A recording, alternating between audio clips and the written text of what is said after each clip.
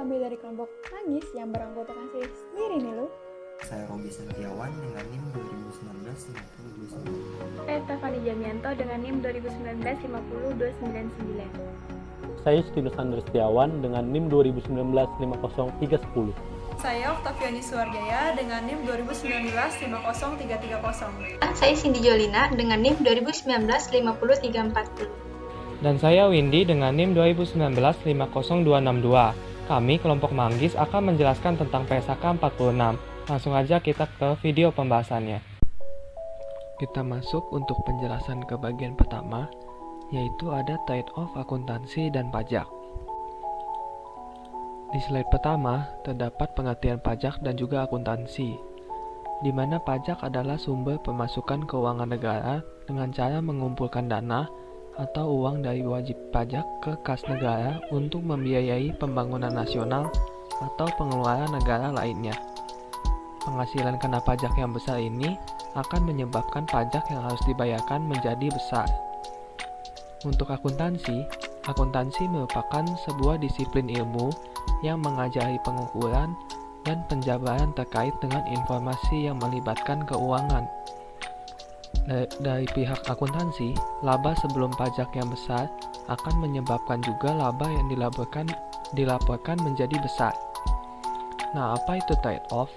Trade-off dalam hal ini merupakan situasi di mana seseorang itu harus membuat keputusan terhadap dua hal atau lebih, mengorbankan atau kehilangan suatu aspek dengan alasan tertentu untuk memperoleh aspek lain dengan kualitas yang berbeda sebagai pilihan yang diambil. Nah, trade-off tersebut akan semakin kecil untuk perusahaan terbuka, karena kepentingan pemegang saham menginginkan laba yang tinggi, sehingga pajak itu tidak dapat dikecilkan. Selanjutnya, saya akan menjelaskan mengenai perbedaan pajak dan akuntansi. Perbedaan pajak dan akuntansi secara pengertian adalah pajak merupakan kontribusi wajib kepada negara yang terutang oleh orang pribadi atau badan yang bersifat memaksa berdasarkan undang-undang, dengan tidak mendapatkan imbalan secara langsung dan digunakan untuk keperluan negara bagi sebesar-besarnya kemakmuran rakyat. Sedangkan akuntansi merupakan suatu proses yang diawali dengan mencatat, mengelompokkan, mengolah, menyajikan data, serta mencatat transaksi yang berhubungan dengan keuangan. Oke, next. Nah, selanjutnya saya akan membahas perbedaan pajak dan akuntansi dari segi metode pencatatan. Untuk akuntansi, terdapat dua metode pencatatan, yaitu cash basis dan accrual basis.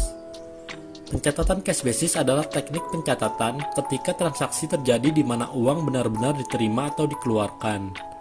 Sedangkan accrual basis adalah teknik yang mencatat transaksi pada saat terjadinya transaksi tersebut, walaupun uang belum benar-benar diterima atau dikeluarkan. Untuk pajak, metode pencatatannya diatur dalam pasal 28 ayat 5 KUHP. Pembukuan perpajakan diselenggarakan dengan stelsel accrual dan stelsel kas. Dasar kas yang digunakan dalam menghitung penghasilan kena pajak adalah dasar kas campuran, bahkan mendekati dasar accrual. Perbedaan selanjutnya dari segi metode penilaian persediaan.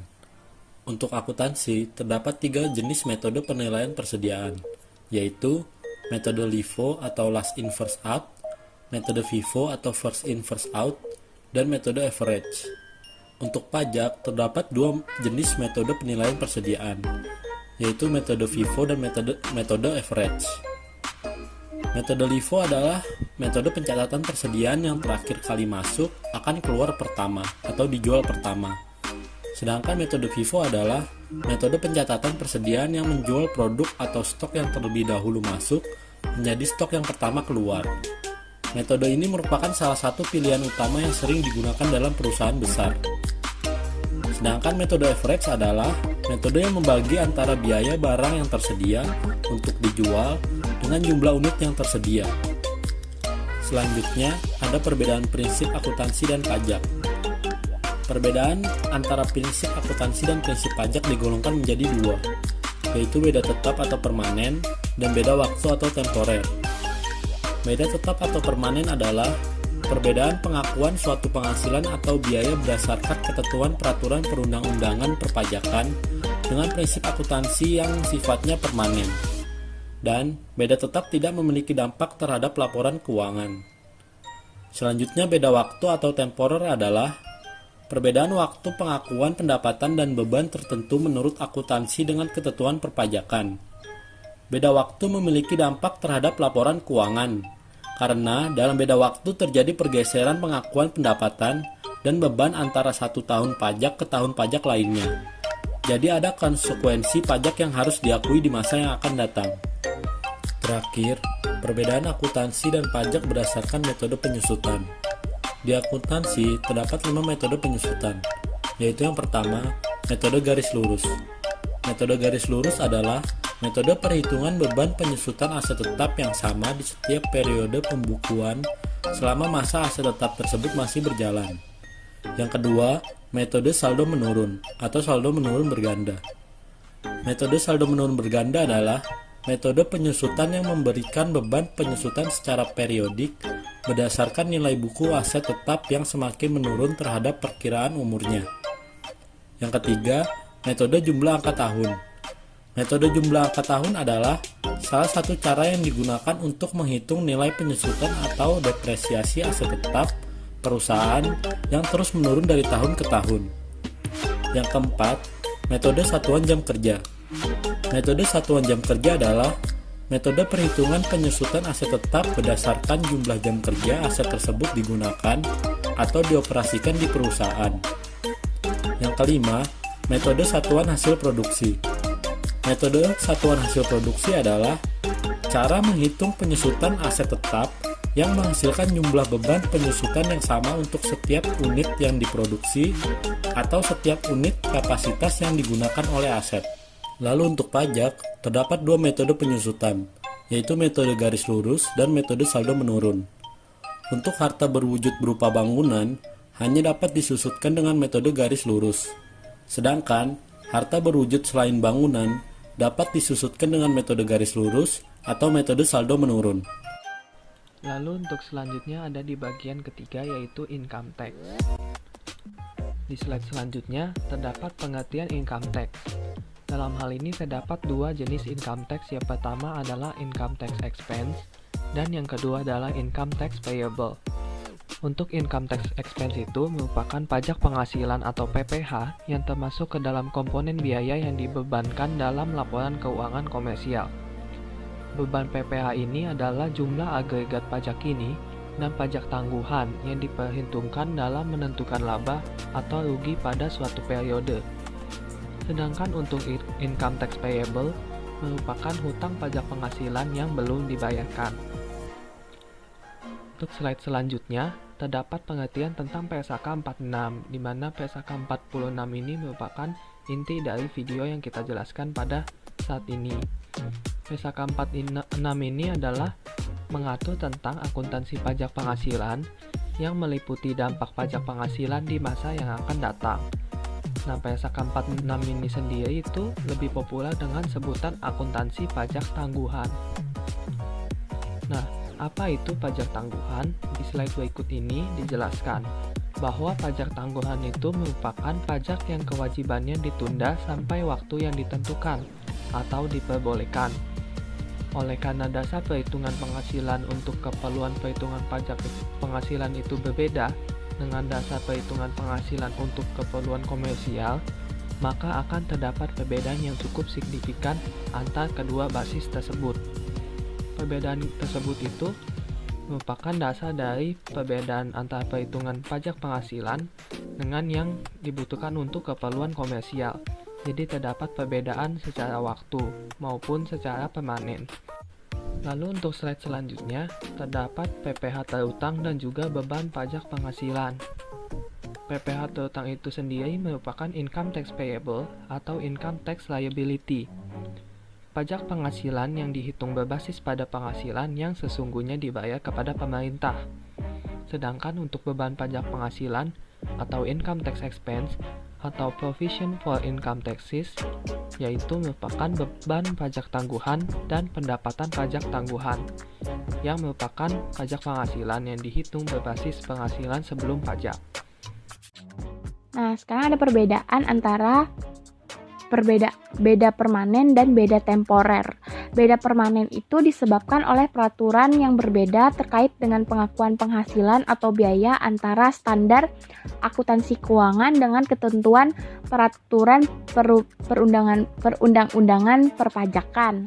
Jadi bisa dibilang berdasarkan ketentuan peraturan perundang-undangan perpajakan ada beberapa penghasilan yang bukan merupakan objek pajak. Sedangkan secara komersil penghasilan tersebut diakui sebagai penghasilan. Begitu juga sebaliknya, ada beberapa biaya sesuai ketentuan perundang-undangan perpajakan, termasuk biaya fiskal yang tidak boleh dikurangkan. Sedangkan menurut komersil, biaya tersebut boleh diperhitungkan sebagai biaya atau bisa mengurangi. Nah, habis itu ada beda temporer. Beda temporer itu disebabkan karena adanya perbedaan waktu pengakuan penghasilan dan biaya untuk perhitungan laba.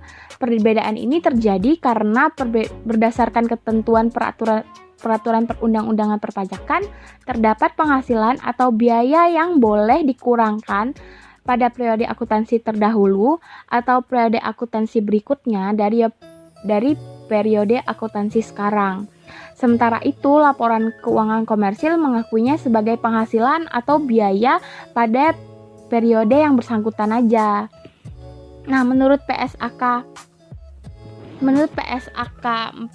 nomor 46 tahun 2012 ada perbedaan temporer itu ada dua, yaitu perbedaan temporer kena pajak dan perbedaan temporer yang boleh dikurangi.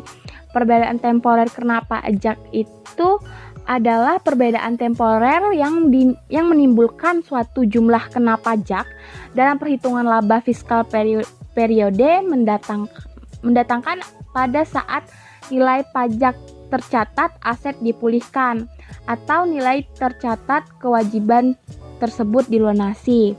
Nah, sedangkan perbedaan temporer yang diboleh dikurangkan adalah perbedaan temporer yang menimbulkan suatu jumlah yang boleh dikurangkan dalam perhitungan laba fiskal periode mendatang pada saat nilai catatan aset dipulihkan atau nilai catatan kewajiban tersebut dilunasi.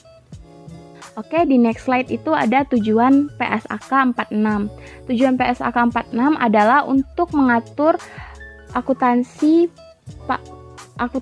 pajak penghasilan. PSAK 46 juga mengatur bagaimana mempertanggungjawabkan konsekuensi pajak pada periode berjalan dan mendatang, yaitu pemulihan atau penyelesaian jumlah tercatat aset atau liabilitas di masa depan yang diakui pada laporan posisi keuangan entitas dan transaksi-transaksi lain pada periode kini yang diakui pada laporan keuangan entitas atau perusahaan. Pernyataan ini juga mengatur aset pajak tangguhan yang berasal dari rugi yang dapat dikompensasi ke tahun berikutnya. Yang pertama, ruang lingkup PSAK 46. Jadi PSAK 46 ini diterapkan untuk akuntansi pajak penghasilan. Pajak penghasilan ini termasuk semua pajak dalam negeri maupun pajak luar negeri yang didasarkan pada laba kena pajak. Pajak penghasilan ini juga termasuk pemotongan pajak yang terutang oleh entitas anak, entitas asosiasi, atau ventura bersama atas distribusi kepada entitas pelapor. Entitas anak adalah suatu entitas, termasuk entitas non-korporasi seperti persekutuan yang dikendalikan oleh entitas lain atau entitas induk. Yang kedua, entitas asosiasi merupakan suatu entitas yang termasuk entitas non-korporasi persekutuan di mana investor memiliki pengaruh yang signifikan dan bukan merupakan entitas anak atau partisipasi dalam ventura bersama. Yang ketiga, ventura bersama merupakan perjanjian kontraktual antara dua atau lebih pihak yang menjalankan aktivitas ekonomi yang tunduk pada pengendalian bersama. Nah, PSAK 46 ini tidak berlaku pada hibah pemerintah atau kredit pajak investasi, tetapi berlaku atas perbedaan temporer yang dapat ditimbulkan dari hibah tersebut atau dari kredit pajak investasi tersebut. Next, selanjutnya ada pernyataan standar akuntansi keuangan 46. PSAK ini mengatur tentang cara perusahaan melaporkan pajak penghasilan dalam laporan keuangan, baik dalam laporan posisi keuangan maupun dalam laporan laba rugi dan penghasilan komprehensif lainnya. Jadi seringkali praktisi akuntan itu meremehkan keberadaan informasi pajak dalam laporan keuangan, atau seringkali beranggapan bahwa antara administrasi perpajakan dengan akuntansi itu tidak berkaitan, padahal mereka memiliki kaitan satu sama lain. Next, lalu ada tujuan PSAK 46. Yang pertama, mengatur perlakuan akuntansi untuk pajak penghasilan. Lalu yang kedua, mengatur bagaimana mempertanggungjawabkan konsekuensi pajak pada periode berjalan dan mendatang, seperti pemulihan, penyelesaian jumlah tercatat aset atau liabilities di masa depan yang diakui pada laporan keuangan entitas, dan juga transaksi dan kejadian lain pada periode kini yang diakui pada laporan keuangan entitas. Kemudian pernyataan ini juga mengatur pengakuan aset pajak tangguhan yang berasal dari sisa rugi yang dapat dikompensasi ke tahun berikutnya. Dan yang terakhir yaitu bertujuan untuk pengakuan aset atau liabilities. Entitas akan memulihkan atau menyelesaikan jumlah tercatat tersebut dengan pembayaran pajak di masa depan lebih besar atau lebih kecil. Next, selanjutnya ada adopsi IAS 12 tentang Accounting for Income Tax yang mengatur tentang beban pajak penghasilan dan pajak tangguhan. Yang pertama, sebelum diterapkan PSAK 46, beban pajak dalam laporan laba rugi itu adalah pajak terutang menurut fiskal. Lalu yang kedua, PSAK 46 di tahun 1997, beban pajak berubah dalam pelaporannya menjadi dua bagian, yaitu kini dan tangguhan, dan diklasifikasikan menjadi aktiva atau kewajiban pajak tangguhan. Lalu yang ketiga, itu PSAK 46 revisi 2010 itu menyesuaikan dengan IAS 12 terkait definisi pajak tangguhan, konsolidasi, pajak final, dan SKP. Lalu yang keempat, PSAK 46 revisi 2013. Pada revisi ini pengaturan pajak final dan hal khusus lainnya itu dihilangkan. Lalu ditambahkan pajak tangguhan, aset tidak disusutkan, dan properti investasi. Dan yang terakhir, PSAK 46 revisi 2017, adanya pengakuan aset pajak tangguhan untuk rugi yang belum direalisasikan. Selanjutnya, dasar pengenaan pajak PSAK 46. Dasar pengenaan pajak aset adalah jumlah yang dapat dikurangkan untuk tujuan pajak. Next. Contohnya, ini biaya perolehan mesin 400. Untuk tujuan pajak, penyusutan mesin dikurangkan sebesar 80. Maka dasar pengenaan pajak mesin adalah 320. Yang kedua, piutang bunga memiliki jumlah tercatat sebesar 100. Penerimaan bunga dikenakan pajak dengan dasar kas. Maka, dasar pengenaan pajak pendapatan bunga adalah nihil. Yang ketiga, piutang usaha memiliki jumlah tercatat 300. Pendapatan usaha terkait sudah termasuk ke dalam laba kena pajak. Maka dasar pengenaan pajak piutang usaha adalah 300. Contoh yang lainnya, jumlah tercatat piutang dividen dari entitas anak adalah 200. Dividen bukan merupakan objek pajak, maka secara substansi jumlah tercatat aset dikurangkan terhadap manfaat ekonomi. Dasar pengenaan pajak piutang dividen adalah sebesar 200. Contoh yang lainnya, piutang pinjaman 200 juta. Pembayaran kembali tidak mempunyai konsekuensi pajak, maka dasar pengenaan pajak piutang pinjaman adalah sebesar 200 juta. Next. Selanjutnya adalah dasar pengenaan pajak liabilitas, merupakan jumlah tercatat liabilitas dikurangi dengan jumlah yang dapat dikurangkan untuk tujuan pajak berkenaan dengan liabilitas tersebut pada periode masa depan, di mana jumlah tercatat liabilitas jangka pendek termasuk beban yang masih harus dibayar sebesar 100. Beban terkait akan dikurangkan untuk tujuan pajak dengan dasar kas. Dasar pengenaan pajak yang pertama itu ada DPP yang harus dibayar adalah nihil, di mana jumlah tercatat liabilitas jangka pendek termasuk beban yang masih harus dibayar sebesar 100. Maka beban tersebut telah dikurangkan untuk tujuan pajak. Yang kedua, DPP atas beban yang harus dibayar adalah 100. Jika jumlah tercatat utang sebesar 100, maka pelunasan utang tersebut tidak mempunyai konsekuensi pajak. Selanjutnya, dasar pengenaan pajak konsolidasi. Yang pertama, dalam laporan keuangan konsolidasi, perbedaan temporer ditentukan dengan membandingkan nilai tercatat aset dan liabilitas pada laporan keuangan konsolidasi dengan DPP-nya. Yang kedua, jika entitas melaporkan menggunakan SPT konsolidasi, dasar pengenaan merujuk pada SPT konsolidasi. Yang ketiga, entitas menentukan dasar pengenaan pajak merujuk pada SPT masing-masing entitas. Jika entitas tidak diizinkan oleh peraturan yang berlaku untuk membuat SPT konsolidasi. Selanjutnya, saya akan membahas mengenai goodwill. Goodwill adalah aset di dalam neraca keuangan perusahaan yang diklasifikasikan ke dalam aset tak berwujud. di mana aset ini akan muncul jika terjadi akuisisi satu perusahaan terhadap perusahaan yang lain. Goodwill terjadi jika perusahaan berhasil membeli perusahaan lain di atas harga pasar yang terkategori aset bersih. Nah, selisih pembelian itulah disebut aset goodwill. Selanjutnya di dalam akuntansi kita mengenal istilah goodwill sering muncul saat ada akuisisi satu perusahaan terhadap perusahaan yang lain. Pada saat akuisisi perusahaan pembeli dapat membeli perusahaan dengan harga di atas nilai bukunya. Nah, selisih itu disebut dengan goodwill. Sebagai contoh, perusahaan A adalah perusahaan handphone, kemudian ada perusahaan B merupakan perusahaan software yang memiliki aset dikurangi hutang adalah 100 juta. Perusahaan A ingin membeli perusahaan B, maka perusahaan A membeli perusahaan B sebesar 120 juta, maka goodwill adalah 20 juta. Penggabungan usaha dapat terjadi antara perusahaan yang sama, usahanya untuk mengurangi persaingan, namun ada juga nih yang tujuannya beda usaha untuk mendapatkan teknologi yang mempercepat bisnisnya. Lalu, selain itu ada juga akuisisi untuk memperluas pemasaran, misalnya akuisisi perusahaan distribusi. Penggabungan usaha memungkinkan pembuatan produk lebih baik, peningkatan efisiensi kerja, perluasan pasar, dan juga mengurangi persaingan. Apabila jumlah tercatat goodwill yang timbul pada transaksi kombinasi bisnis lebih rendah daripada dasar pengenaan pajaknya, maka perbedaan tersebut menimbulkan aset pajak tangguhan.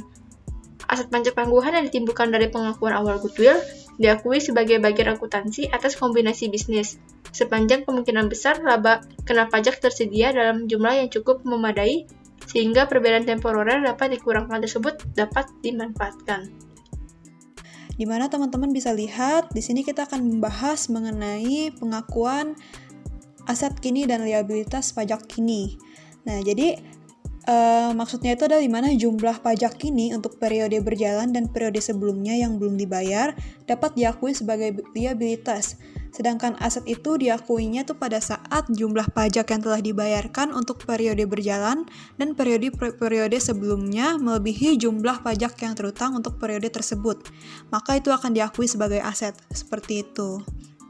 Nah, selain itu terdapat juga nih teman-teman manfaat terkait dengan rugi pajak yang telah dapat ditarik untuk memulihkan pajak kini dari periode sebelumnya, itu juga harus diakui sebagai aset karena terdapat kemungkinan besar bahwa manfaat mengalir ke entitas dan manfaat tersebut dapat diukur secara andal. Nah, selanjutnya kita akan membahas mengenai pengakuan aset pajak tangguhan dan liabilitas pajak tangguhan. Yang sebelumnya kan kita udah membahas nih mengenai pengakuan aset pajak ini dan liabilitas pajak ini. Nah, sekarang kita akan membahas mengenai pengakuan aset pajak tangguhan dan liabilitas pajak tangguhan. Nah, jadi kalau kita bahas mengenai definisinya dulu nih pertama-tama, dimana kalau definisi berdasarkan sudut pandang aset. Jadi definisinya itu kalau dilihat dari sisi aset, pajak tangguhan itu merupakan jumlah pajak penghasilan atau PPH yang dapat dipulihkan pada periode masa depan akibat akumulasi rugi pajak yang belum dikompensasi dan akumulasi kredit pajak belum dimanfaatkan sesuai dengan ketentuan yang berlaku dalam peraturan perpajakan. Sedangkan kalau definisinya itu berdasarkan dari sudut pandang liabilitas. Jadi pajak tangguhan yang sebenarnya itu timbul karena perbedaan beban antara peraturan perpajakan fiskal dengan standar akuntansi keuangan komersial. Nah, di mana perbedaan saat pengakuan ini tuh mengakibatkan pendapatan atau beban yang diakui pada masing-masing periode berbeda, namun pada akhirnya secara keseluruhan jumlah total yang diakui itu antara peraturan secara fiskal dan komersial akan sama. Nah, perbedaan ini tuh biasa disebut dengan istilah temporary difference, seperti itu. Nah, kalau di slide ini kita bisa lihat perbedaan temporer yang dapat dibedakan menjadi dua nih teman-teman. Dimana perbedaan ini muncul karena saat periode pengakuan penghasilan dan beban berbeda secara akuntansi dan juga pajak. Nah, perbedaan ini terdapat yang pertama perbedaan temporer kena pajak dan yang kedua perbedaan temporer yang dapat dikurangkan. Nanti di slide selanjutnya akan saya jelaskan satu persatu. Nah, yang pertama itu adalah perbedaan temporer kena pajak. Nah, jadi semua perbedaan temporer kena pajak itu diakui sebagai liabilitas pajak tangguhan. Terus juga kecuali jika timbul perbedaan kena pajak. Seperti yang pertama itu munculnya pengakuan awal goodwill.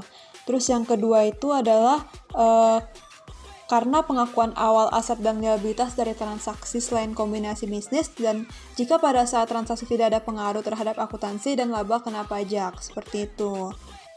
Nah, selanjutnya itu adalah perbedaan temporer yang dapat dikurangkan. Nah, jadi perbedaan temporer yang dapat dikurangkan itu adalah aset pajak tangguhan diakui untuk seluruh perbedaan temporer yang dapat dikurangkan. Sepanjang kemungkinan besar jumlah laba kena pajak akan memadai sehingga perbedaan tersebut dapat dimanfaatkan untuk mengurangi laba. Terdapat pengecualian, di antaranya itu yang pertama bukan kombinasi bisnis.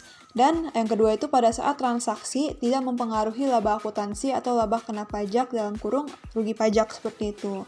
Nah, namun untuk perbedaan temporer yang dapat dikurangkan ini yang terkait dengan investasi pada entitas anak, cabang, dan entitas asosiasi serta kepentingan dalam pengaturan bersama. Baik, di sini saya akan menjelaskan prinsip dasar akuntansi PPH berdasarkan PSAK 46. PSAK 46 menggunakan konsep akrual dalam mengakui beban, aset, dan kewajiban. Nah, apa sih arti dari akrual itu? Akrual adalah cara dalam pembukuan yang menganggap biaya dan pendapatan bukan jumlah yang dibayarkan atau diterima saja. Bagaimana bisa terjadi aset dan pajak tangguhan? Nah, setiap penghasilan menurut akuntansi harus tetap memperhitungkan dampak pajak yang harus dibayarkan di masa mendatang maupun yang telah dibayarkan pada masa sekarang. Karena itu, timbullah istilah aset dan pajak tangguhan. Dengan kata lain, prinsip dasar akuntansi pajak penghasilan yang diatur dalam PSAK 46 mengharuskan entitas mengakui pajak penghasilan yang kurang bayar dan pajak penghasilan yang lebih bayar dalam tahun berjalan. Nah, di sini ada hubungan PSAK 46 dengan income tax. Jadi, ketentuan PPH yang diatur PSAK 46, ada PSAK yang 46 mengatur perlakuan akuntansi untuk pajak penghasilan tentang bagaimana konsekuensi pajak ini dan masa depan untuk hal-hal berikut ini. Yang pertama itu ada satu, dapat memperoleh pemulihan atau penyelesaian di masa depan dengan jumlah yang tercatat. Yang kedua, memiliki transaksi dan peristiwa lain pada periode berjalan yang diakui dalam laporan keuangan entitas. Nah, di sini tuh ada pernyataan standar akuntansi keuangan untuk mensyaratkan entitas untuk menyamakan cara menghitung konsekuensi pajak atas transaksi dan peristiwa lain dengan cara menghitung transaksi dan peristiwa lain. Jadi, untuk transaksi dan peristiwa lain yang diakui dalam laba rugi, dampak pajak dari transaksi dan peristiwa tersebut juga diakui dalam laba rugi. Selanjutnya, segala dampak pajak yang timbul pada transaksi dan peristiwa lain yang diakui di luar laba rugi akan diakui di luar laba rugi juga. Nah, jadi itu pernyataan standar akuntansi keuangan nomor 4 ini. Dengan adanya PSAK 46 ini diharapkan lebih rapi dalam segi laporan pajak dan akuntansinya, sehingga kita bisa memastikan apakah pencatatan transaksi sampai laporan keuangan kita itu sudah benar atau belum. Nah, itu tadi penjelasan tentang PSAK 46 dari kelompok Manggis. Kurang lebihnya mohon maaf, jangan lupa like, komen, dan share ke teman-teman kalian yang juga membutuhkan. Terima kasih.